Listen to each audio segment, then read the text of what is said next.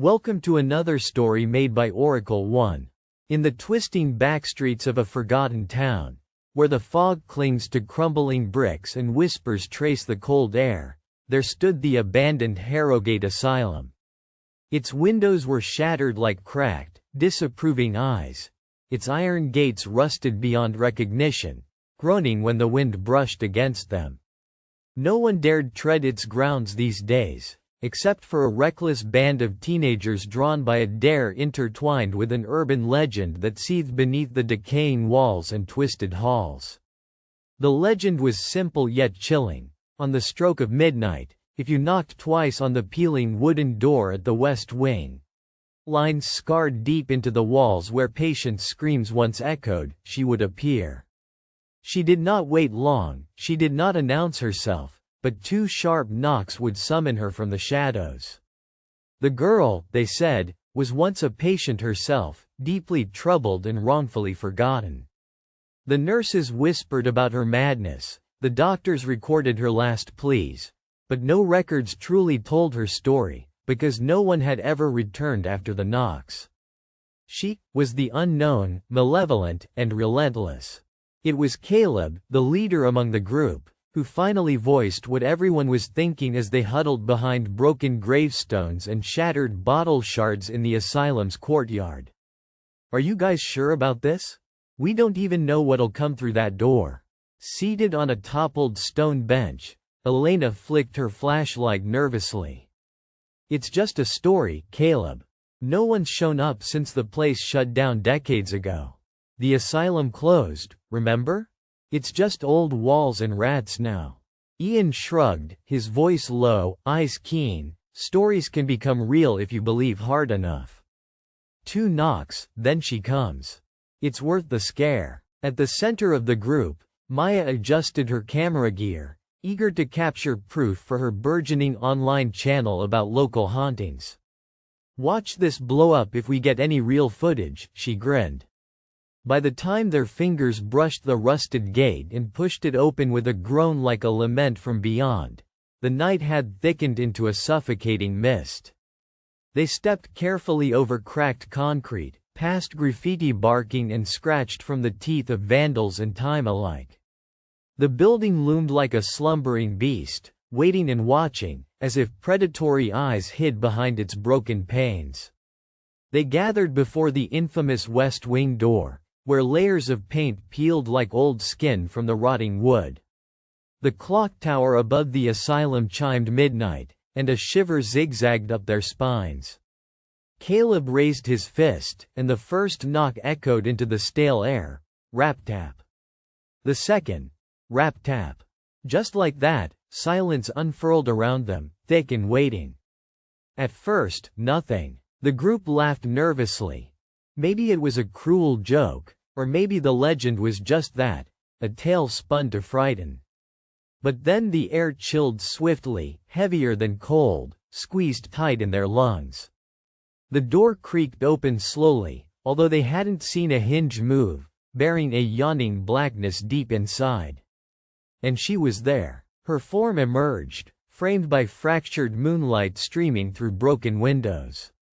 Pale as fresh snow, with eyes blackened at the edges like deep voids, her hair hung damp and tangled, clinging to a face that flickered between beauty and horror in the shadows.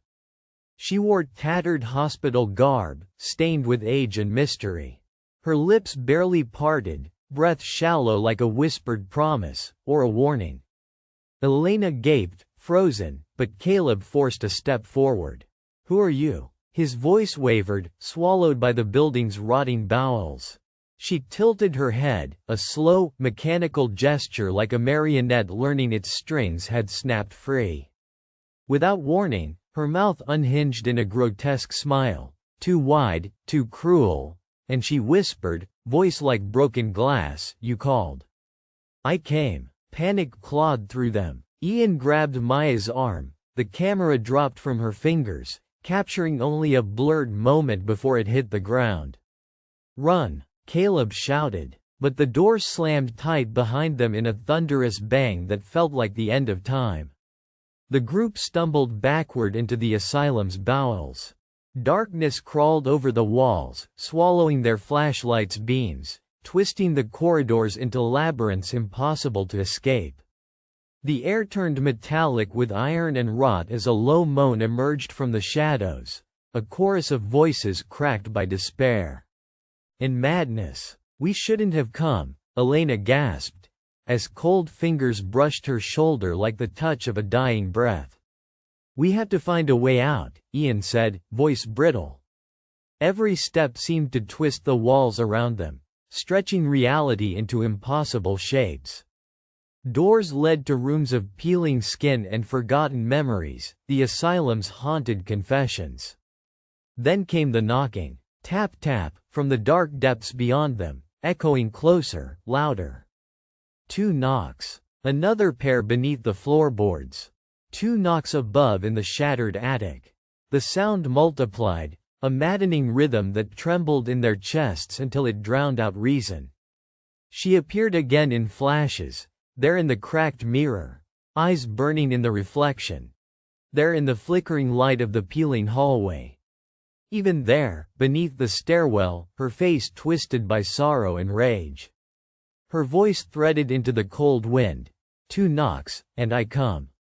One by one, the teenagers felt the grip of the asylum tighten around their hearts and minds.